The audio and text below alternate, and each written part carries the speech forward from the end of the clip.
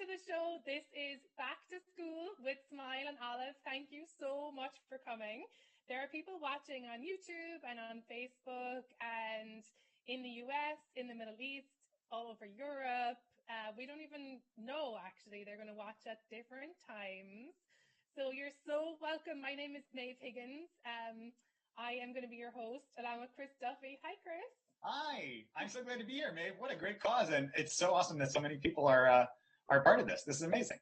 I know. And Chris, I made you the co-host, of the multiple people who applied actually for this highly paid job. I said, Chris has got to be the comic who hosts this thing with me because you're a former school teacher, right? Yes. I used to teach fifth grade. You taught fifth grade until all the trouble with the police and so you don't No, let's just be clear. I'm not getting paid, and that was not true. No, you're legally still allowed to be near kids. And the other thing I should have never agreed to do this. It's already regretting my decision. You say you'll do something for a good cause with your Irish friend and then immediately tossed under the bus. We're not even 2 minutes into the show. No, Chris, look, you are a little doll, and I'm so glad that we are matching today. It's so fun. Wait, I had the thought of making it look like we were both in the same room, and then I wanted us to look like we were I don't know, colleagues, but I don't really know. We work at the Shade Factory here. We work at the beautiful the same like tiki bar we work at, but we're like office workers in the back of it. We're accountants for the tiki bar. Yeah, we're accountants for the tiki bar, and we actually put a lot of love and care into decorating our office. They have an office. It's extremely important. You think that they don't have to pay taxes? They have income. They have payroll. We run that. We're the fun accountants at the Tiki Bar Corporation. But yeah, I think these backdrops are really special, and I really hope you didn't damage yours because I need to return them to the party store. Yeah. This is a high cost item that they definitely accept returns on. Wait, so where are you? I should say to the audience we should tell them I'm from Brooklyn. Well, I'm in Brooklyn. I'm not from Brooklyn. Obviously, you can tell from my accent that I'm Texan. Howdy. Big Star Country. Is that how you say it? That's not right at all. Lone Star. Lone Star Country. And what about you, Chris? Well, you can tell from my beard that I am from Brooklyn. I was living in Brooklyn, but I now am in Los Angeles. I made the passage that all entertainment folks must make one day, where you grow up from Brooklyn to Los Angeles. Yeah, that's that song. He's leaving on a midnight train. Oh, no, that's going to. Midnight train to Los Angeles. That's right. You got all the cultural references. You're so assimilated into American culture. You just disappear. Oh my God. Okay, so we have a really good lineup for the comedy gala today. We were planning it for before the pandemic, but I don't know if you heard, Chris, there's the pandemic on at the moment. So Oh, I thought people were just canceling plans with me, but that's great to know. It's great to know it's not me. It's you too. I mean, I'm still seeing people just in a safe way, but not you. Okay. Well, I'm glad this is how I found out. I always said, if I want to find out that my friends don't want to hang out with me, I'd love for it to happen on a charity live stream. So that's right. It is a live stream actually, so that you can still donate, and we're going to get updates, I guess, our producers sending us updates of the money.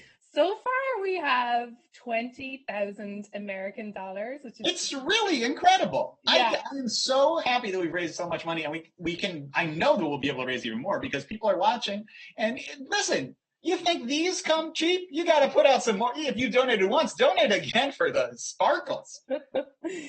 Donate for the sparkles and the stick-on beards, because I'm about to put mine on too. That's what would make us perfectly matching. At this moment, we have $20,345, which is so much money. I'm really impressed that we were able to raise this much money. It's amazing. Yeah, I'm so impressed too. And thanks to everyone who did that. And also, I want to say we should kick off the show, right? I want to explain what we're all doing here. We're raising money for Smile and Olive, which is Basne and Zaytuna in Arabic. I'm a native Arabic speaker, as you know, Chris. Yes, I do. As Joe Biden would say, inshallah. And Basne and Zaytuna do incredible work on the ground in Lebanon, specifically with Syrian people, the wonderful Syrian children there who need to go to school. So what I thought would be great to kick us off is to remember why we're here, and that is for Basme Zaytune. So I spoke with Yasmin Kayali. She founded Basme Zaytune, that is Arabic for Smile and Olive. We're so proud of Yasmin, right? Because she's a real one. She actually won the Voice of Courage Prize from the Women's Refugee Council earlier this year. So I talked to her, and here's a few minutes of our chat, and we'll see you after. Hi, Maeve. How are you? Good. I'm great. First of all, thank you so much for having me be a tiny part of your organization. I love being on the board of Smile and Olive. Can you tell me how much I'm going to get paid for this? We're so proud and honored to have you with us on the board. You're the funniest person I know, literally. No. And you will get paid with many smiles and laughs. Smiles and laughs. Oh my God. Okay, I'm going to tell my landlord that that's... Yasmin, will you please tell me the history of the organization and why you came up with Basme and Zaytune? So basically, I am myself Syrian, and I'm married to Lebanese, and I was living in Lebanon when revolution started in Syria, and we started seeing a huge influx of refugees into Lebanon. Mm-hmm. And the INGOs could not really deal with the numbers and with the needs. And I was volunteering at the time, trying to help as best as I can within my limited resources. And that's how I met Fadi and George and Dream and the other co-founders. And all Syrians living in Lebanon. I was the only one who was actually residing in Lebanon before that, Fadi and I, and they had come in because of the troubles. And I see. So this was when, this was like 2011. Yes, back in 2011. Okay. And, you know, we all thought a couple months, it's all going to blow over. It's all going to be fine. We're all going to be able to go back. My parents were still living in Syria. Unfortunately, things continued to get worse and worse. The violence was escalating. More and more refugees were coming in, and we didn't want to create, you know, a nation of people waiting for handouts. And so we thought in order to be able to continue and to do the proper work, we needed to do something a lot more strategic and developmental. And that's actually what we decided to do, and we decided to register an NGO.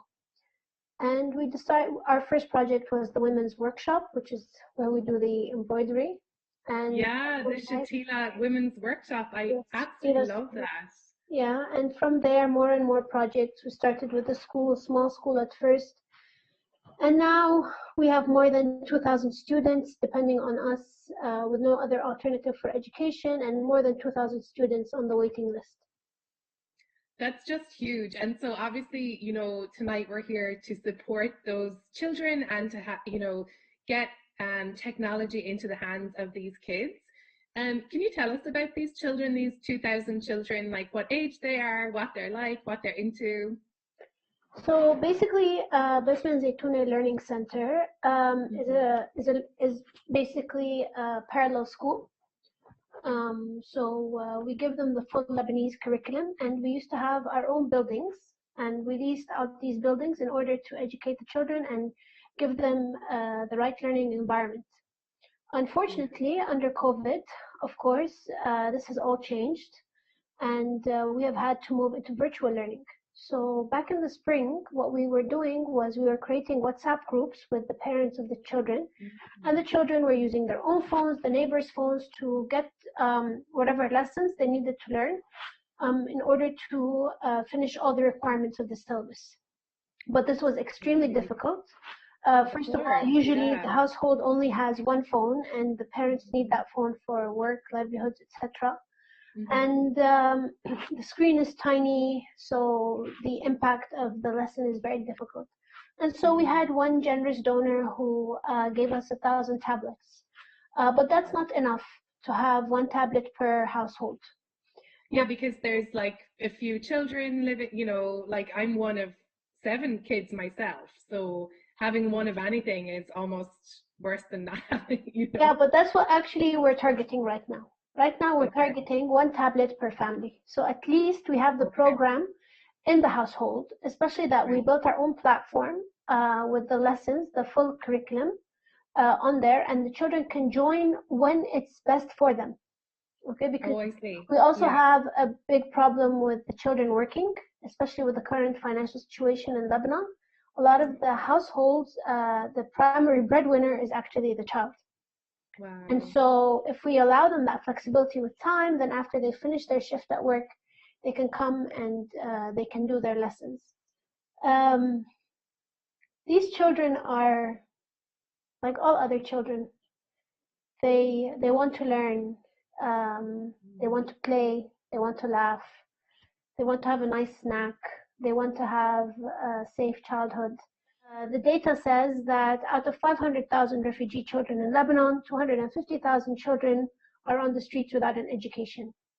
We're expecting that this year, this number will be much larger because the public schools already couldn't cater to all the children. And now with all the Lebanese children moving out of the private schools into the public schools because of their parents cannot afford to pay for private schools anymore. So there will be no space for Syrians. That's a really good point that you bring up, that because of the COVID emergency and even the blasts in Beirut, that the Lebanese people are now suffering too, and with their economic crisis. And of course, that's going to impact Syrians and refugees there. So I'm glad that you brought that up. And also, Yasmin, I know it's so important to you as a Syrian and to me as just somebody who cares about education, to not have a lost generation of Syrian children, right? Like that's not acceptable. So I'm really glad that you're there. If you want to empower anyone, you need to give them, this is a basic right, basic human right for every child to have an education, to have a safe home on their heads, and to have sufficient nourishment, okay? This, if we're going to speak about human rights. On the second level, if we want to build a society that lives in dignity, that makes the correct kind of choices, that is not desperate for alternative ways, then we have to educate them. We have to empower them. We have to give them that chance that they deserve. Well, Yasmin, thank you so much. And I hope that we're going to raise money and that we're going to be all thinking about you and sending not just money for technology for the children, but our best wishes and our love as well from here in the US and around the world. And thank you for being there on the ground and for everything that you do. Thank you so much for doing this. Thank you so much for the comedians, amazing. Thank you for everybody who was involved in putting this together. And I just want people to know that every donation counts and every donation makes a difference. Excellent. And also, you look so beautiful today. Thank you. Look at your beautiful eyes. That's just me telling her how beautiful she looks, like some kind of weirdo. No, incredible. Also, an amazing quick change that you just did, both hairdo and shirt. I'm so impressed. Yeah, and I covered my kitchen up with some glittery. It really does make you realize that how, I mean, she's incredible, and the work that Yasmin and Zaytuna are doing is incredible too. I'm glad to be a part of this. This is really amazing. She's wonderful, and so yeah, we do send loads of love to her and to the whole team, Fadi and everybody on the ground there in Lebanon. Chris, who do I send love to? The same people, everyone who's there and doing the work, and also to you, Maeve. Right back to you. Wait, I was telling her there I was one of 7 kids, and like my schooling was so important to me, and I think that was because it was a chance to like separate out from all of my sisters. We all look the same and we all sound exactly the same. So going to school was a chance to be an individual for me. I can absolutely attest that that is true, because I now, through being friends with you, now follow several of your sisters on social media, and it is unbelievable how they are actually identical to you in look and voice and everything. I can only tell that they're not you because they're not cyberbullying me when I see them. That's the only difference. It's so sinister, but you know, we had such a great time in school. I was thinking about this for the show, and it was like, oh, we used to go on nature walks because we went to a school in rural Ireland. And people think that I'm making it up because it sounds like I'm from the Shire, you know, like because of my accent and my lived experience. And we used to go on walks to see daffodils. Like that would be like a school day. So. That's incredible. See, I grew up the exact opposite situation because I grew up in New York City. So I was like the little kid where I was like 7 years old and I'd walk down the street like I was like the little mayor, and I'd be like, I'm reading a book about France. Have you ever been to France, sir? And he'd be like, please stop talking to me. I'm driving the bus. This is an MTA bus. Don't talk to me. An extremely confident Upper West Side New Yorker. Absolutely. I'd walk in and be like, and what is the dairy content in your mozzarella, sir? But I absolutely loved school. I was definitely like the kid where this is 100% true. For my birthday, when I was in third grade, I asked for reference books. So I just got like a dictionary and a thesaurus and all that. Which is part of why I think it's like this makes it so important that everyone should be able to get that, right? Exactly. I want all the nerds like me to be able to get their reference books and all their supplies that they need. Exactly. There's absolutely a tiny Syrian version of nerdy Chris Duffy who's waiting for that tablet full of... I'll tell you what, that tiny Syrian version of Chris Duffy is going to be wearing sweatpants until way too late. He's going to be wearing sweatpants and an orange mock turtleneck until like the middle of 8th grade when someone goes, this is why girls don't like you. And I'm going to go, oh, this should have stopped years ago. Oh my God, I love it. Just like drinking black coffee out of a sippy cup. I'm ready. Okay, so we're going to bring on our second guest, and she's going to give us such a fun perspective on her school life. I just adore this woman. She's hilarious. She is a fabulous actor, a fabulous comic, Lolly Adefope. So you might know her from, she plays Fran on the TLC show Shrill here in the US. Or is that on TLC? I mean, I think it's on Hulu. Yeah, thanks. And she's in Ghosts on TBS. She's so talented. She's so funny. So welcome her here for our Back to School with Smile and Olive show. Here she comes. It's Lolly Adefope. I spoke with her earlier. My name is Lolly Adefope, and I'm coming at you live from London. London, England. Hey.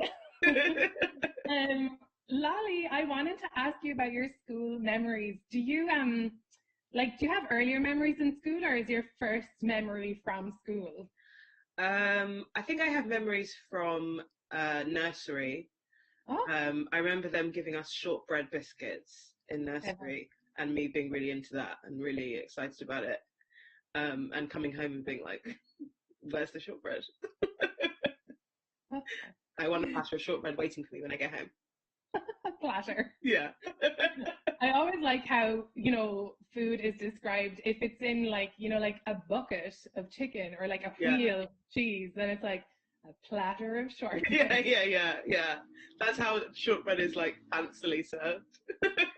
Like, where did you go to nursery school? That seems like a kind of a royal family style. Yeah, I went to Buckingham Palace. I went to nursery in, I think it was like Croydon. Yeah. Like the Windsors. Yeah. They were rearing us to be in the royal family. And so, do you remember anything about like learning when you were a kid, or was it just mainly like the snacks in school? I remember a lot of snacks. I remember that I missed. I think a lot of people tell this story, and I'm like, you've stolen this memory from me.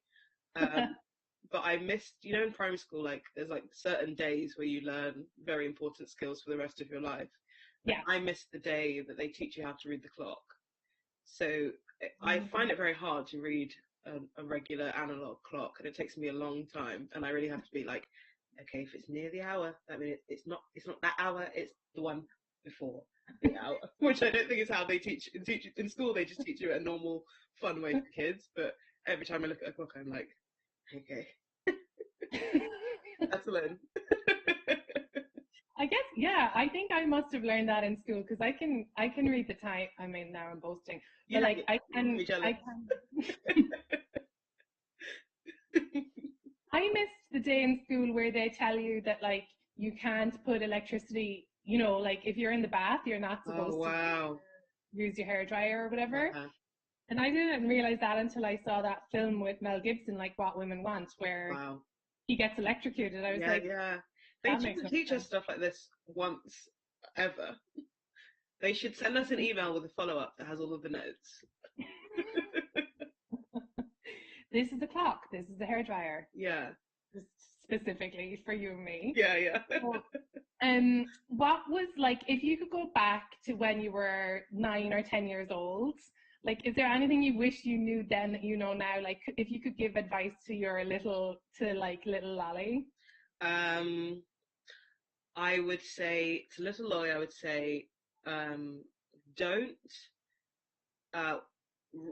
get a piece of chalk and write your full name across the whole playground because they'll know it's you. I think it was when everyone was starting to like play with chalk and like, you know how fun it was to just sort of do a little drawing on the concrete. And I was like, I'm gonna go big. And my first full name is Ololade. And I realized that the number of letters in Ololade is the same as the number of letters in Adefope. So I could do a really like satisfying like OLOLADE ADEFOPE across, and it took me all the lunchtime. And then the teacher came out and was like, "What are you doing?" And I sort of looked at my like masterpiece and was like, "Yeah, I don't know." So I would say like obviously like be artistic, good for you, but like don't do it on school property, maybe. Yeah, incriminating yourself. Yeah, exactly. Write someone else's name. Carmen Electra. Age 9. Okay, so do you remember, like, I have school days that I, like, so many of them I don't remember. Think about all the hundreds of days we were in school and, like, nothing happened. Yeah. But some of the ones that stick with me are when I got, like, they giggled really badly or, like, someone got in trouble or, like, do you have any times that you laughed uncontrollably from your school days? Did that happen? There was a time when in the playground they had like 2 sort of like sticks in the ground, but it was like in the play area, and someone had the good idea of like tying a skipping rope across, like very taut across these 2 sticks, and we were basically playing like, I think we were like started off playing limbo, and then it became like hurdles, but like basically like run as fast as you can and can you jump over this rope? And it was like very low at first, and some people would jump and it would be very funny. And then I was actually like more confident than a child should be. And when it was my turn, I kept being like higher, higher, higher. And I got them to tie it so taut, so high. And I like ran at it, tripped over it, and laughed loads. And I think I laughed so much, and also the impact of falling on the concrete meant that I was sick. Did you got sick? You vomited? I threw up. Yeah. It was sort of like a shock, and then laughter, and then a help. I love it. Yeah, that's incredible. I don't think I ever got sick from laughing.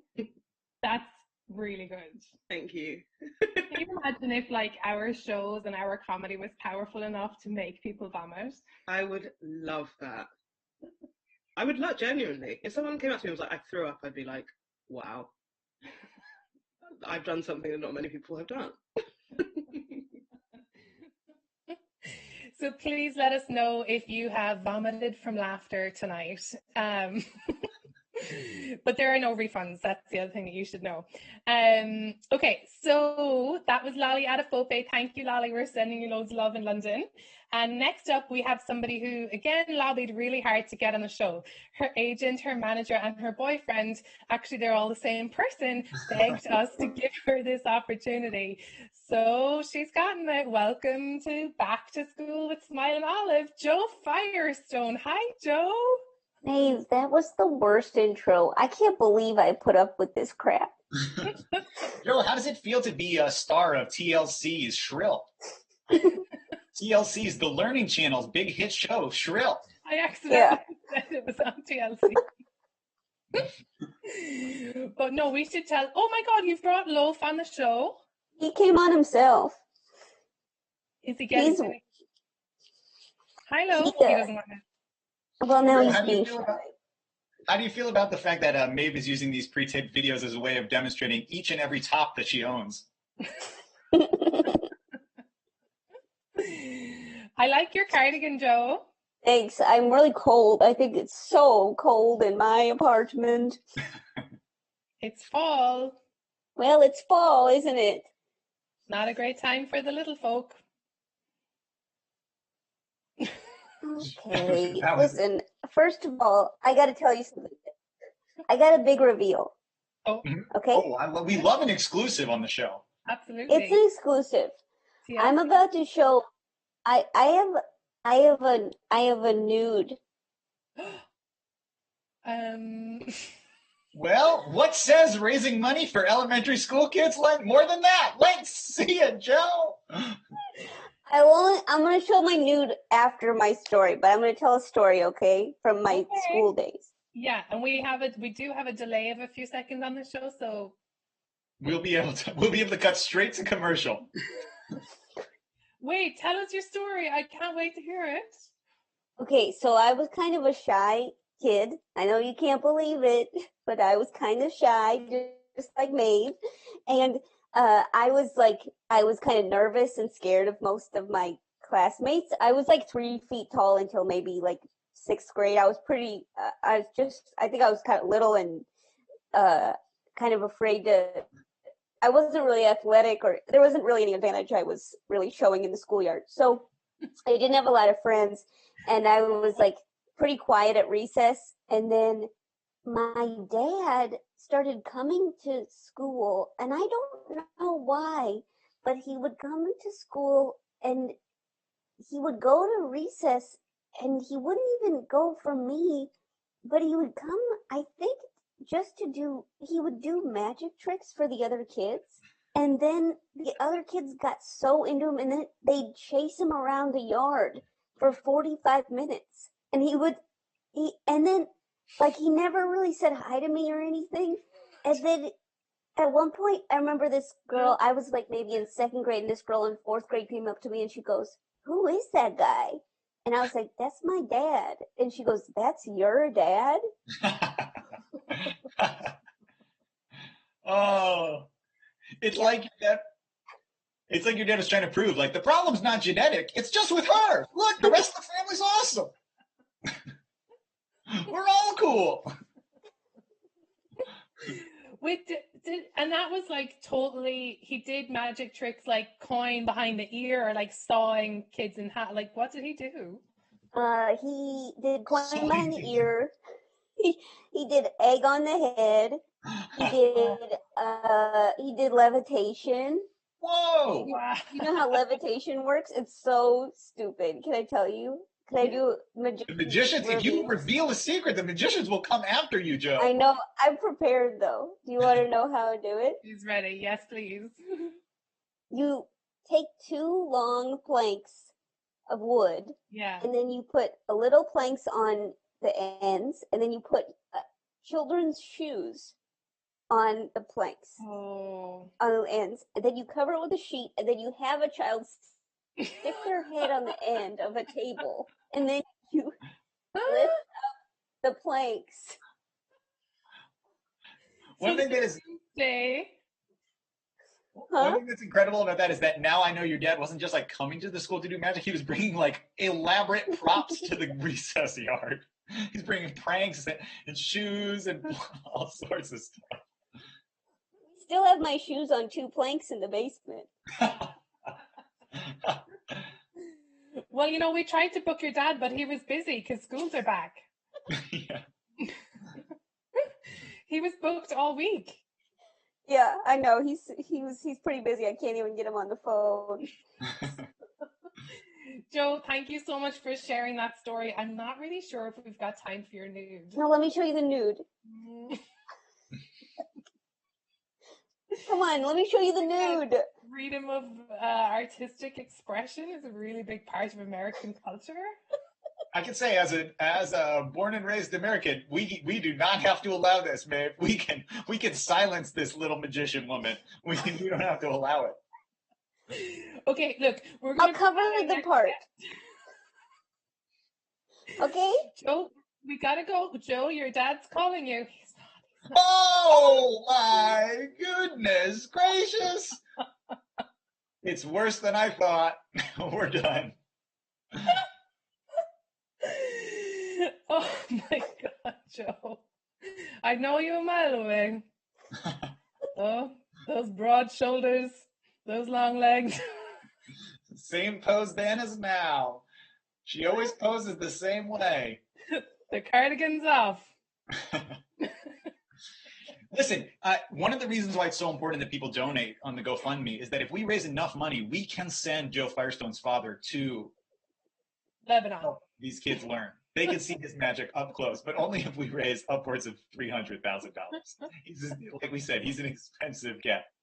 Also, I'll take my finger off the area. Okay, just keeping that. Oh my God. Okay, I'm going to introduce our next guest. Okay, Joe, he is Jim Gaffigan. He is truly one of the country's most beloved comedians. He's got specials on Netflix, on Amazon. He is a pale king. He's also got 5 kids, and he understands the difficulty of education under COVID. So we were thrilled when he agreed to help us out tonight. Thank you so much, Jim. He sent in this tape earlier. As far as I know, there are no nudes of him in this tape. We hope so. Please enjoy Jim Gaffigan. Hi, everyone. My name's Jim Gaffigan, and it may look like I'm in a steakhouse, but I'm not. I rented a house, and this is what it looks like because it was owned by people who own the steakhouse. I don't know. Anyway, thank you for having me here at the Gala. I would pronounce the names, but, I mean, look at the way I look. Do you think I'm going to be able to pronounce the name of that gala? Anyway, I'm excited to be here supporting the Syrian refugees, and now I'm going to answer the 3 questions. When did you laugh the hardest in school? I think I laughed the hardest when everyone was in on the joke, or everyone was in on the situation, including the teacher. That's the most liberating thing, when you can say something, because occasionally, I was kind of obnoxious in school, but occasionally you would say something that even the teacher would think was funny. And when I was in high school, I was trying to figure out what was funny and what wasn't funny, and I knew that if I made the teacher laugh, that it was something that transcended even the authority situation. Nothing transcends a tense, boring moment in school like an unintentional fart from any participant. And unintentional. If it was intentional, then it's just kind of gross. But we are human beings that, are filled with gas. And so occasionally that gas being released unintentionally was just hysterical. And it was obviously much funnier if the person knew that we weren't laughing at them, but we were laughing at the situation. So in other words, if they were laughing along with it too. If you could change one thing about your time in school, what would it be? I don't think it's that rare, but I think that I Well, I wish I had the or I wish I had the maturity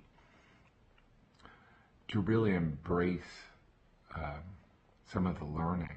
I know that school, you're essentially learning how to learn, but I think I viewed school too much as a task or a means to an end, meaning it would get me somewhere else, when the subjects that I did find fascinating, I wish that I could have embraced that more.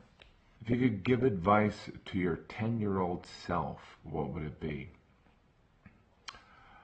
Oh, geez. I would say enjoy that hair, you know.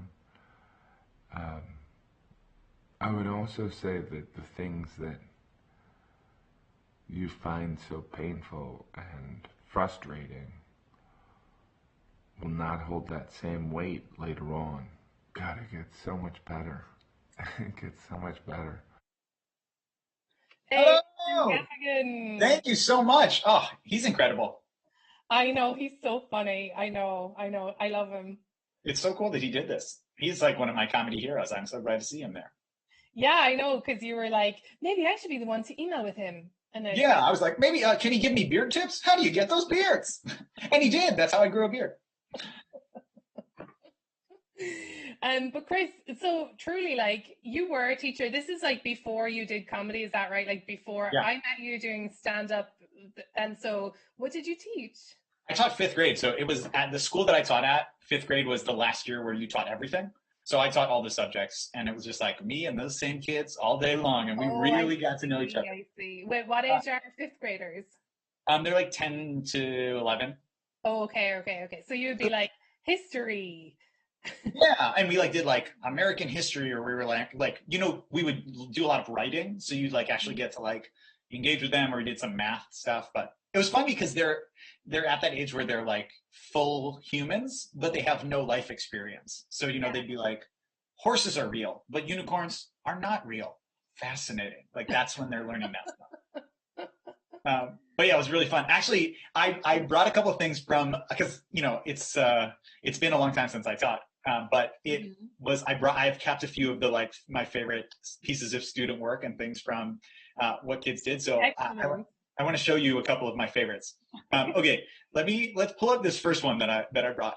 Okay, this is my friend who was teaching this kid, who if you can see that, if you see right there, it says, "I am sorry, but my pencil is not working." That's what they wrote for why they didn't do their homework, and they wrote, "My pencil is not working." They wrote that in pencil, which is so good. Oh my gosh, I love that. I love that too.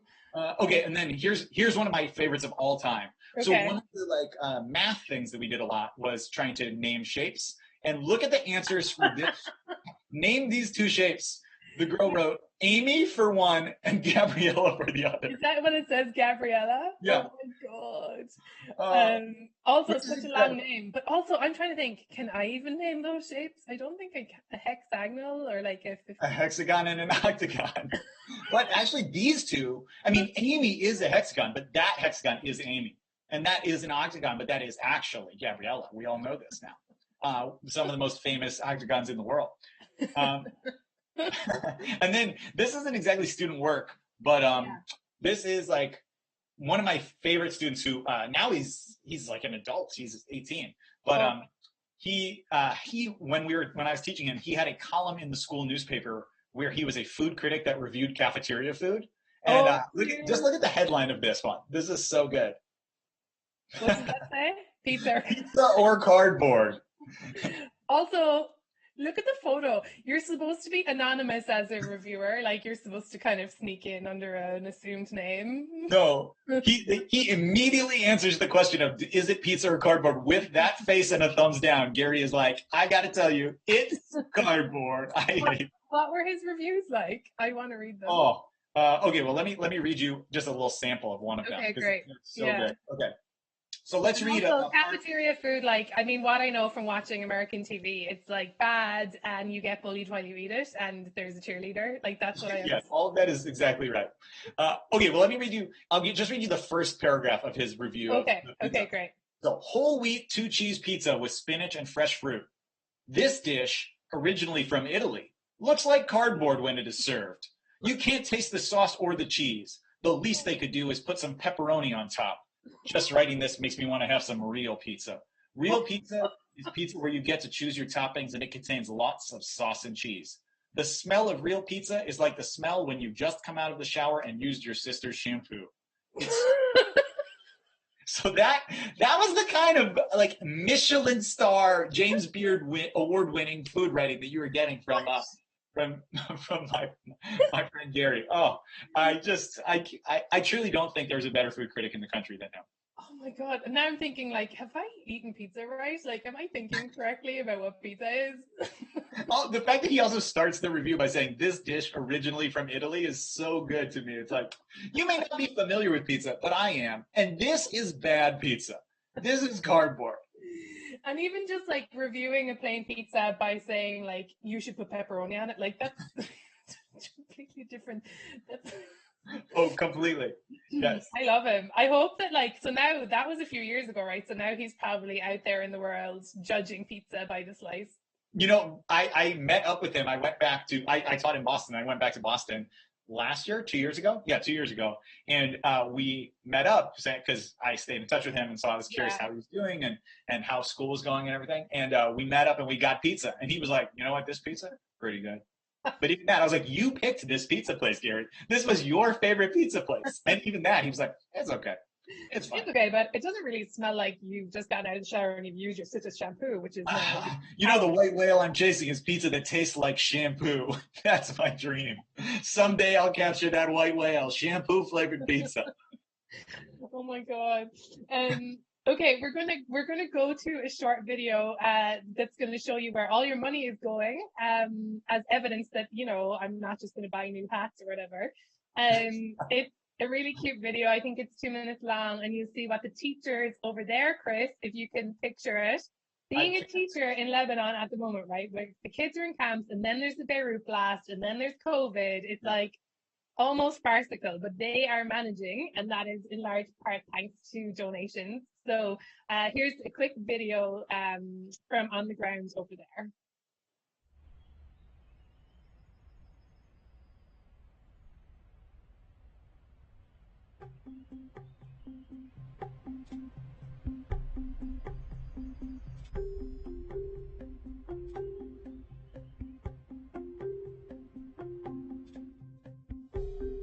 لما بلشت أزمة كورونا توقفت المدرسة، قررنا نحن نكمل مع تلاميذنا لما تروح عليهم السنة الدراسية.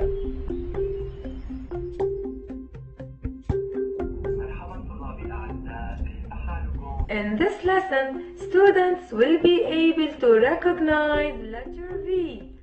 بلشنا نحضر دروس اونلاين، نشرح الدرس بفكره كثير بسيطه، ان كان بفيديو بسيط نحن عم نعمله او بفيديوز عبر الباوربوينت مع اوراق عمل بسيطه تكون سهله على التلاميذ يقدروا يحلوها. ببعثوا لنا حلول او وظائف، نفتح الجوال وننقل على الدفتر.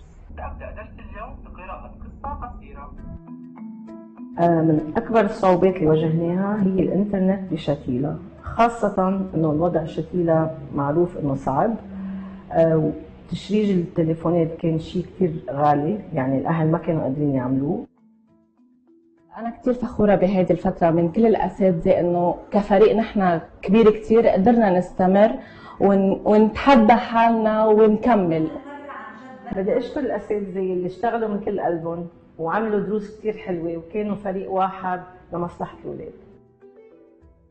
بالنسبة للسنة الجاي نحن عم ندرس عدة سيناريوز، واحد منهم إنه نعمل بلاتفورم خاصة ببسمة وزيتونة وين الولد بفوت بيشوف الدرس اللي بده إياه وبيدرسه ونحن بنقدر نتابعه من البيت. وبدي أشكر كل الممولين اللي ساعدونا نوصل على هالمحل اللي كتير مهم واللي هو خطوة كتير مهمة لبسمة وزيتونة.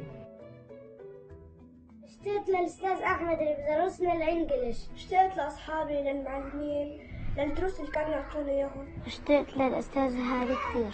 أتمنى أن تروح كورونا ونرجع لحياتنا الطبيعية.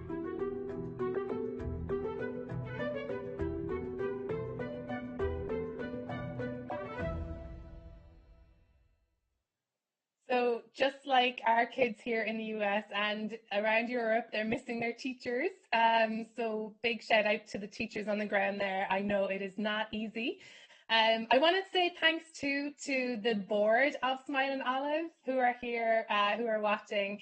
So loads of love to Alia, Ruba, Aboud, Habibti, please. I was going to do the Drake song, but I think I might leave it. You know, when he speaks Arabic, it's like Habibti, please, Ana Akid. But apparently he did it wrong. So I'm not going to make those mistakes. Instead, we're going to go on with the show. I am so delighted to have our next comedian. She is really, really funny every single time I even see her or talk to her. She makes me laugh. She is the co-host of Comedy at the Knit, one of Brooklyn's biggest and best shows, and she hosts the podcast The Unofficial Expert. Give a round of applause to Marie Foston. Hi, Marie. Hi guys. Hi. Hi, Marie. Thank you for joining us. I'm so happy to be on another Zoom thing today. Isn't it great? I love it. Yeah. Oh, this is cool. I like this matching curtain situation that you guys are giving me. Thank you. I'm really enjoying your, do you think you might have a Zoom hangover? But you look great though. Oh, thank you. Yeah, I wear hats in my house now. The ultimate hipster. Yeah. How are you guys doing? Really well. So we've been talking about school. I don't know if you know this, Marie, but Chris used to be a teacher, and until he started to do his version of comedy. Shade. Yeah, no, I heard the story about the kids restaurant, like cafeteria review. That was really funny. Did you ever have was there any memorable meals that you had at your school growing up? No, but I remember I remember like that weird rectangle pizza slice. I remember sloppy joes. I remember like really bad sandwiches. Yeah. They want us to not be happy with the food, I think. Yeah. I've never seen someone order a sloppy joe at a restaurant, ever. Have you ever seen an adult eat a sloppy joe? Sloppy joe since like 1999. Like what? Is that a baked potato with mincemeat on it? No, it's like meat. Right? It's like meat. It's like sauce. It's like shredded or like pulled. Like loose meat sauce in a hamburger bun. So it's like if a hamburger exploded, that's a sloppy joe. But it's like real saucy, right? Real saucy. Yes, absolutely. It sounds good. No, it's not.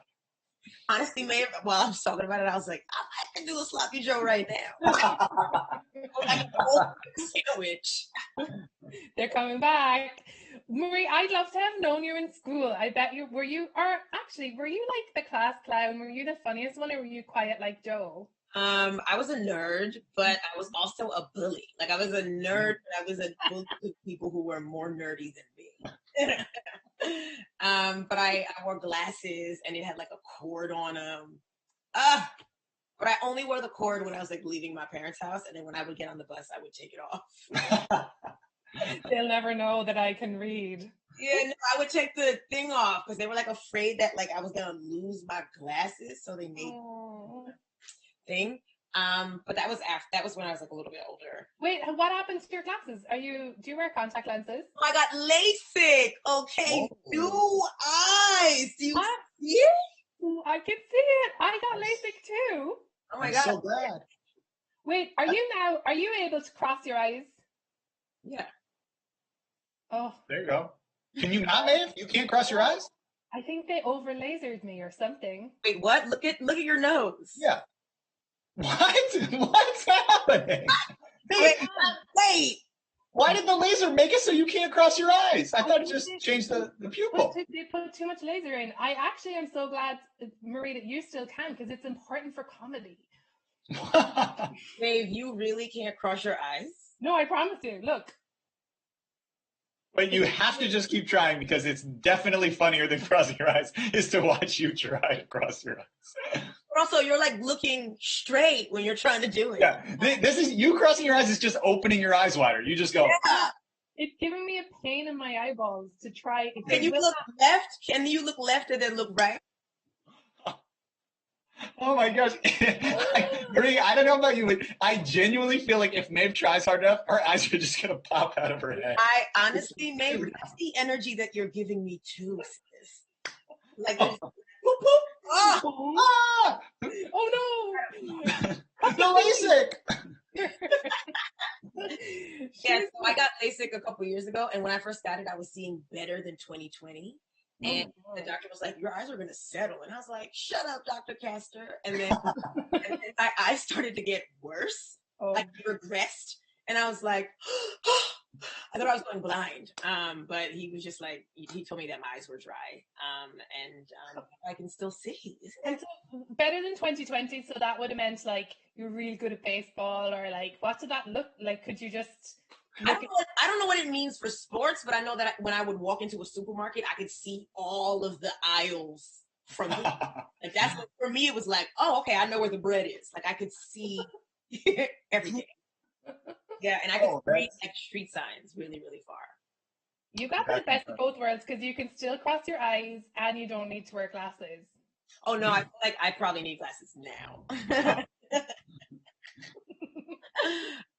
But yeah, in school I got glasses in like middle school, but I was a nerd. I read a lot, and I was like quiet, but I was really smart. I didn't have to study.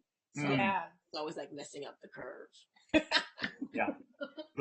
That's the person who is it's the best to be you, but everyone else hates you.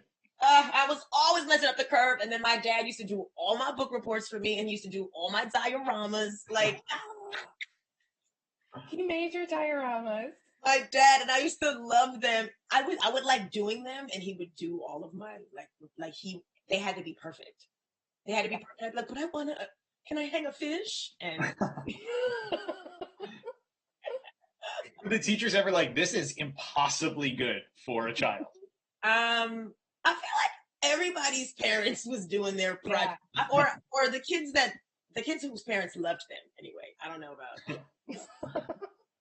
That was the test. Yes. That's one of my earliest memories is eating an ice cream cone, and then like my dad was like, I'll clean it up for you. And then he like forgot that it was mine, and he ate the whole thing, and we were in the car, and I was pre-verbal because I just remember being like, ice cream? Trying to get it back. He definitely didn't forget. He was like, I want this ice cream.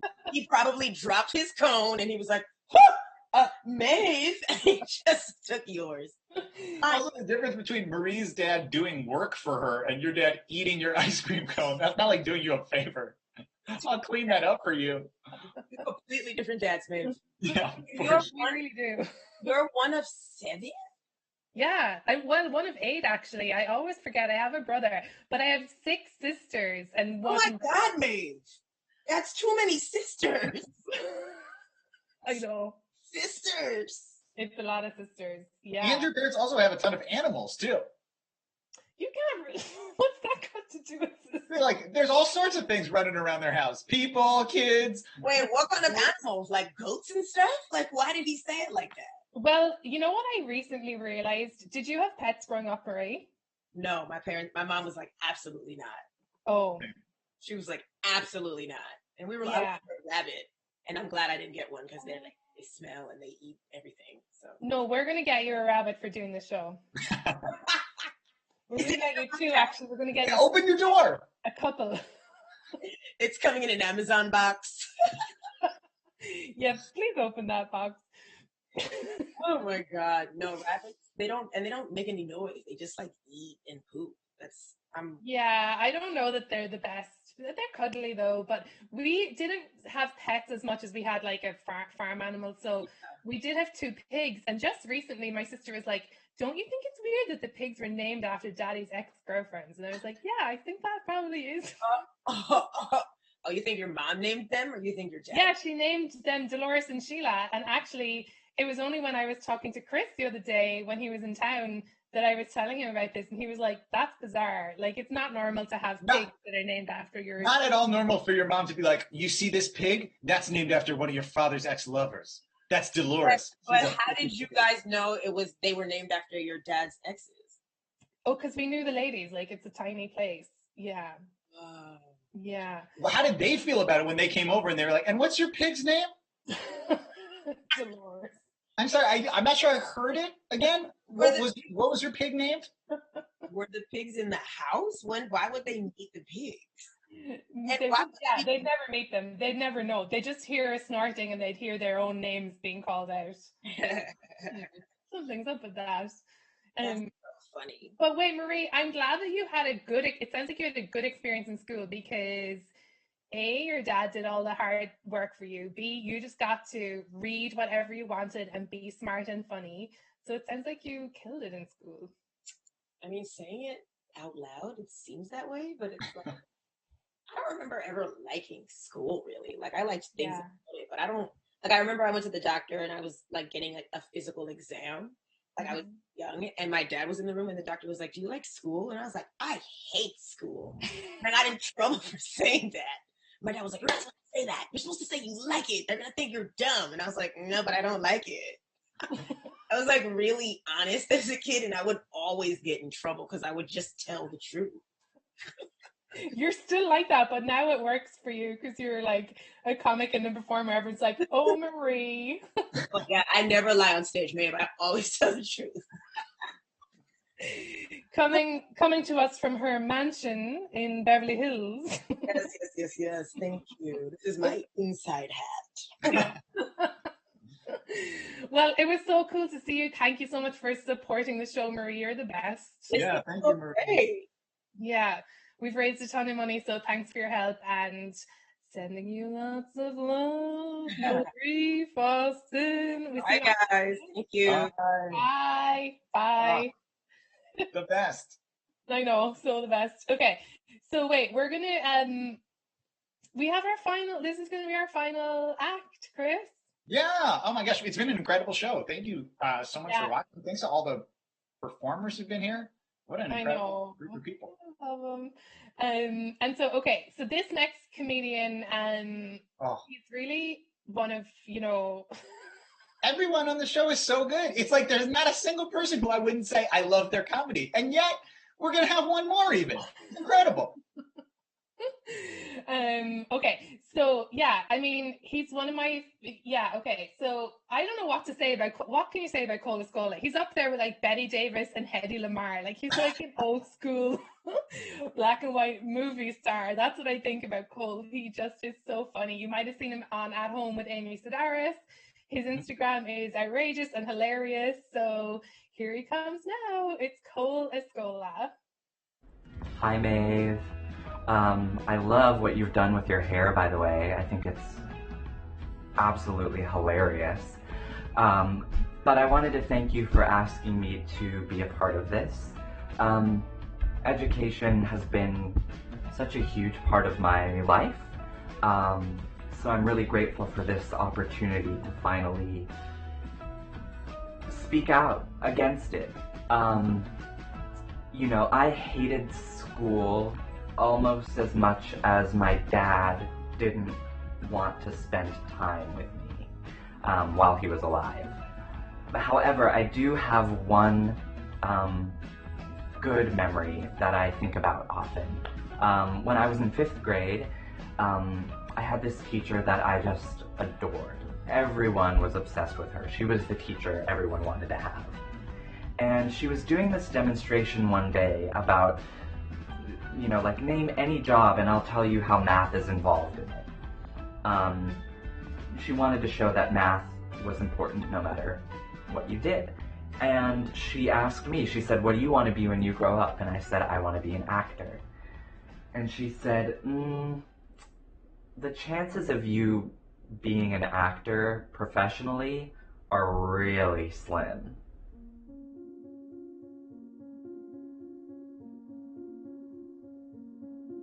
It served absolutely no purpose to what she was trying to demonstrate. I was devastated. but she just had to take that opportunity to squash my dreams. And this was a teacher that I adored. I loved her. But of course, the reason I like this memory so much is because it has a happy ending. Not only am I now an actor professionally, but also her husband died 2 years ago.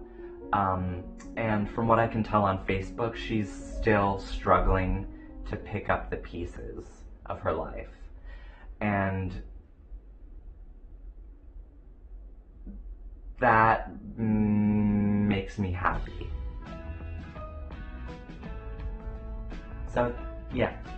Thanks again, and keep up that weird hair stuff that you're doing. It brings me so much joy.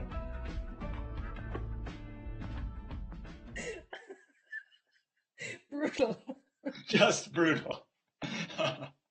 Oh my God, Cole Escola, we love you. Thank you so much for that. And I'm just going to go and cut my hair. Check in on that old teacher of yours. Okay, so all that's left really is for me to say thanks. Thank you, Chris, for co-hosting. You did such a great job. Thank you so much for having me, Maeve. It was great. And I want to say thanks to everyone at Spinach Pie Productions, too, for putting together this virtual event. Thank you so much, Joshua. Thanks for the team.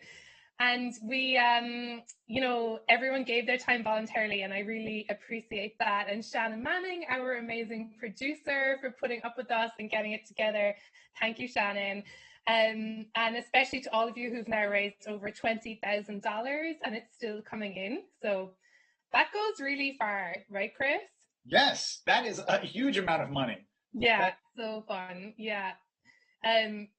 Listen to me. So fun. So fun. $20,000. You say it as though you've seen a stack of $20,000 just lying in the corner of your room. Oh, so fun. A stack right over there. Great. Yeah, I'm about to grab it. No, it's wonderful. So what I wanted to do to end the show is we have, I think, like a 90-second video of a little girl and a little boy whose money who your money is going to help. They're in virtual school in Lebanon. These are kids that you're helping, just like I hope when they grow up, they're going to go on and help somebody else's kids. We're sending money to help with their education, which is a practical way, I think, of saying that we love them and we care about them. And though they're thousands of miles away, we are pulling for them. So let's give them the last word. And I hope you in the audience leave here feeling strong, knowing that you reached out today, even with everything that you have got going on, to spend time here with us. Thank you so much.